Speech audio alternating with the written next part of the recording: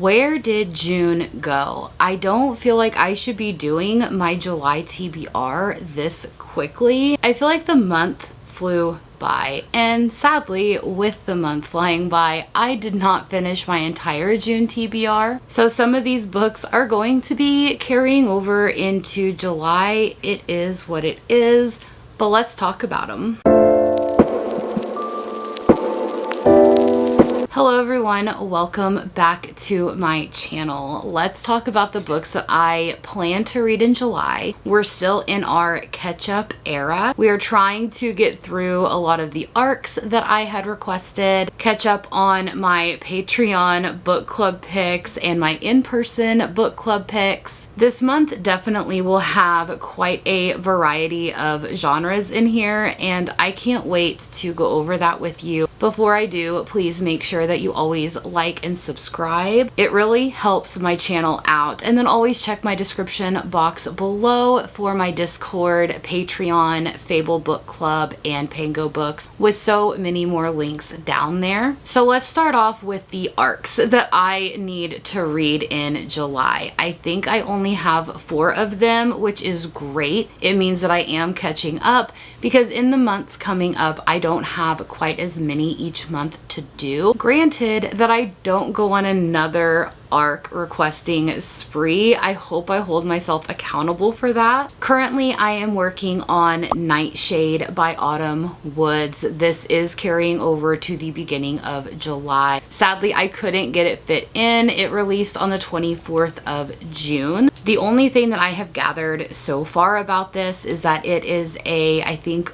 bully romance set in an academy setting where you have 4 houses and each one has a specific thing that they are all good at. That is as far as I've gotten. I have heard glowing reviews about this book, and I cannot wait to continue it, so that will probably be the first book that I actually complete in July. The next one is The Curse That Binds by Laura Thalassa. This one is releasing on July 1st. It is the 3rd book in the Bewitched series, where you are following our witch who put a curse on herself where every time she uses magic, she loses a memory. And one day she awakens this ancient god-like being who is nothing but obsessed with her, so we are following their story. The one thing that I love about this is book 3, The Curse That Binds. It is a prequel book, so after you've read Bewitched and Bespelled, you can go back and learn the lore of how everything started, why the curse was put on there, what happened with these 2 characters, and I cannot wait to get back into this series and learn more about our beloved characters.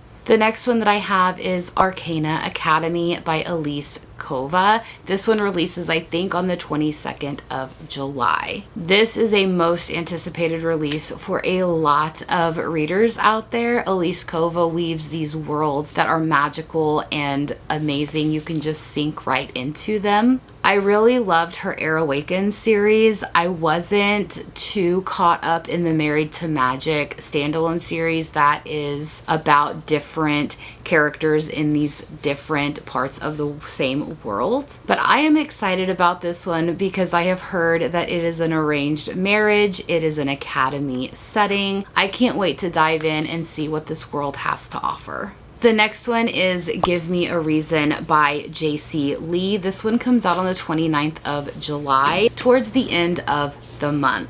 I will be quite honest, I don't know much about what this book entails. I strictly requested it just based off of the cover. I am so excited to dive into this romance. Is it YA? Is it new adult? I'm excited to see. The last arc is Soul of Shadow by Emma Noyes. It releases on the 29th of July as well. This one I was intrigued about by the cover. I remember reading what the description and synopsis is about, but I could not tell you at this moment. This was several months ago. I'm excited to get to this one. I do have an audio arc of this, so I'm really excited to see how the audio is, how the narrators are, and just dive into this story. The next books that I need to read in July are for my Patreon book club pick. I am currently reading June's pick. which is Glow of the Everflame by Penn Cole. I am only like 12% into this. Sadly, I wasn't able to get through the entirety of this story in June, so this will be carrying over. I am currently physically reading this, so I cannot tell you much about this, but I will say the Kindred's Curse saga starts off with Spark of the Everflame. I'm sure you've heard about it, but if you have not, you're following our girl Diem, who is a mortal in this world where you have descended, who are descended from gods, and you have mortals. There are different realms in this series. She is from Lumnos, which is the city of light and shadow. She is a unique mortal who has gray, bluish eyes, and all descended have blue eyes. Mortals all have brown. So she is brought up thinking that she had this sickness whenever she was younger, which turned her eyes gray. She ends up trying to find out what happened to her mother, who went missing 6 months prior, and then finds herself wrapped up in the world of the descended. The way the first book ended was such a cliffhanger. I'm so excited to go on to book 2. And then, of course, in July, we are continuing the Kindred's Curse saga with Heat of the Everflame. This is a super chunky book. It's like taking book 1 and book 2 and just putting them all in the same book. It is 750 pages. What a chunker indeed. But I am excited once I get through Glow. I'm sure I'm going to want to go on to Heat, find out what happens. This is a super slow burn. I have even heard that the romance doesn't even really pick up until you get to Heat. So I'm excited to see how that goes. But I do know Burn, which is the 4th and final book, does come out later this year. And I am happy to get fully caught up on this series. The next one is our Fable book club pick over on the app Fable. Link is down below if you want to join us. But that is Not in Love by Ali Hazelwood. I'm excited to have kind of a summery type romance built into here. Even though I don't think this is set in summer, romance in general just reminds me of summer and the long days and the sweetest nights that you can have. So I'm excited. I can't wait to get more into Ali Hazelwood. I'm trying to slowly get caught up with all the books that she has published, and so I'm happy that Fable book club members chose this. Lastly, we have my in-person book club, and in June they had chosen Nocticadia by Carrie Lake. I did not get to this, unfortunately, so I need to pick this up as soon as possible. I do know that this is a dark romance academic setting where it's a student-teacher relationship. That's all I know. This is a standalone as well, I believe. So I'm excited to get to this one. I know the girls are like, it's so good, you need to get to it. I am hustling, babes. I'm hustling. For July, we will be reading For Whom the Bell Tolls by Jessia Lynn. I know nothing about this. I know that one of our girls sent over a TikTok video explaining what this book was about. I love the cover. I'm excited to dive into it. I know the girls have been reading it and they are absolutely loving it. So I need to get to it as soon as possible so I can talk to them about all my thoughts and feelings about this book.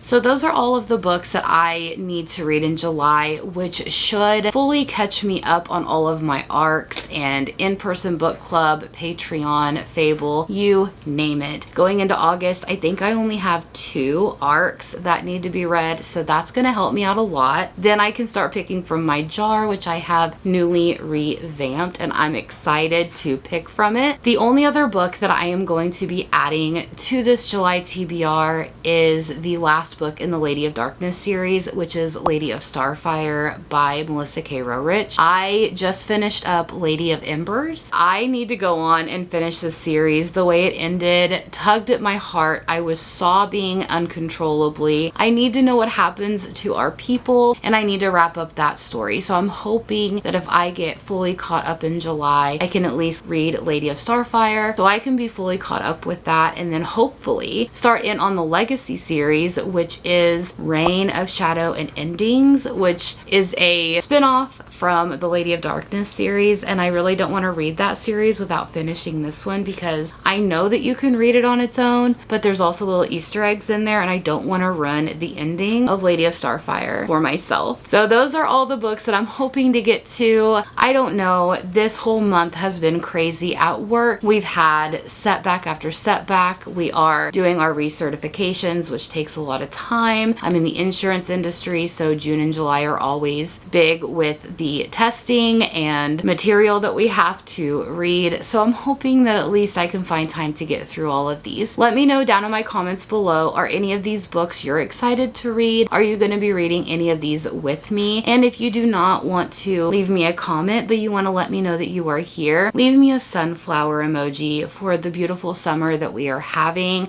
I hope you all are staying cool, hydrated, and enjoying the sun. And I hope you all have a wonderful day. I will see you next time. Bye.